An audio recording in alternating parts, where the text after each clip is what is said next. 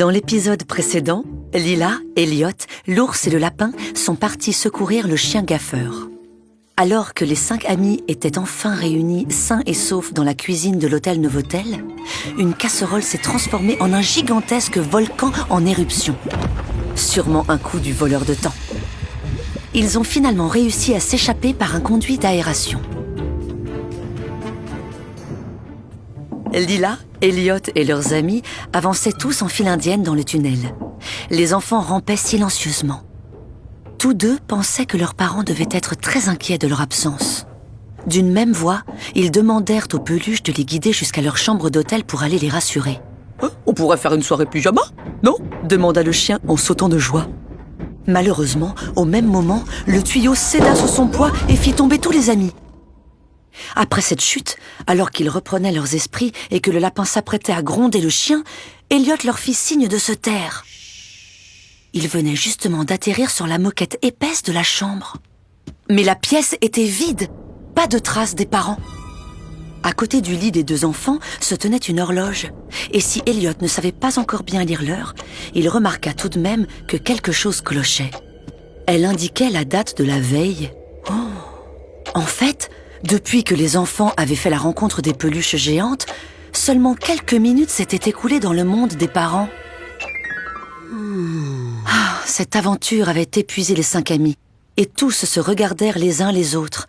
Ils étaient dans un mauvais état, recouverts de traces de boue de la jungle ou d'éclaboussures de chocolat du volcan. Le chien proposa de faire couler un bon bain pour nettoyer leur saleté et pour profiter d'une pause bien méritée.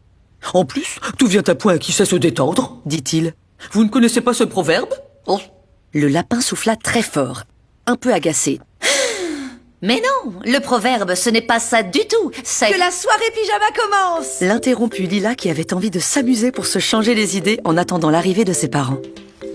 Ils firent donc couler de l'eau et vidèrent tout le savon moussant dans la baignoire. Le chien n'attendit pas que l'eau refroidisse pour se jeter dedans et arroser tout le monde. À côté, Lila et Elliot faisaient un défilé avec les peignoirs de leurs parents, sous le regard amusé de l'ours et les applaudissements du lapin. Soudain, ils entendirent une porte claquer et la voix des parents de Lila et Elliot qui parlaient très fort dans la chambre. La bande d'amis se rapprocha de la porte de la salle de bain pour coller leurs oreilles et écouter. Mais enfin, je ne comprends pas ce qui t'arrive aujourd'hui. Je ne t'ai jamais vu si maladroit. Tiens, par exemple, c'est la 6e fois que tu trébuches dans le couloir. Je te retourne le compliment. Tu as remarqué comme tu es distraite depuis le dîner avec les enfants? Tu as déjà perdu ton portefeuille, tes chaussures et maintenant ta clé de la chambre d'hôtel? Allons voir à l'accueil s'ils les ont retrouvées. D'accord, mais essaye de ne pas trébucher sur le tapis cette fois. Les pas des parents s'éloignèrent et la porte de la chambre claqua à nouveau. Lila et Elliot étaient chamboulés. Pour quelle raison leurs parents étaient-ils de si mauvaise humeur? Ils ouvrirent la porte de la salle de bain et s'installèrent sur un lit, l'air triste. « Les enfants, » dit l'ours en chuchotant. « Je pense savoir ce qu'il se passe. Quand le voleur de temps a perdu la raison, il a ensorcelé plusieurs objets de l'hôtel avec sa poudre maléfique pour semer la pagaille. Par exemple, le tapis du couloir est devenu un tapis trébucheur. Il fait tomber les gens sans raison. Il a aussi transformé une couverture de lit en couverture farceuse. Elle cache les objets des vacanciers et provoque des disputes entre eux. J'ai aussi entendu parler de ces pommes dans le restaurant. Elles mettent les gens de mauvaise humeur quand ils croquent dedans. Et maintenant, je suis presque sûre qu'il est à l'origine de tout ce qui nous est arrivé. Il a dû piéger tous les espaces de l'hôtel car il sait que nous le poursuivons. D'abord, le jardin qui s'est transformé en jungle sauvage. Ensuite, la cuisine en volcan de chocolat. Et maintenant, vos parents qui sont devenus ronchons. Le lapin, qui était toujours le plus intelligent, était un peu vexé de ne pas avoir deviné tout cela avant. Mais il dut admettre que l'ours avait raison. Le chien n'était pas sûr d'avoir tout compris, mais de toute façon, il était toujours partant pour aider.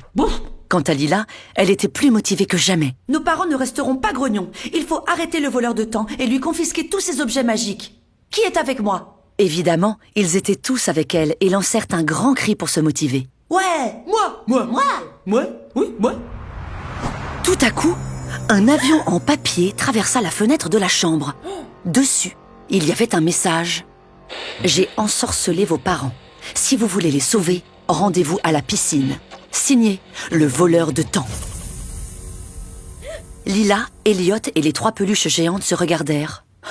Il fallait se rendre là-bas au plus vite. Bon, oui, je connais un raccourci. S'exclama le chien, sûr de lui. Tu es sûr? Demanda le lapin, l'air méfiant. Je pense qu'il serait plus prudent que Lila et Elliot aillent prévenir leurs parents qu'ils sont ensorcelés.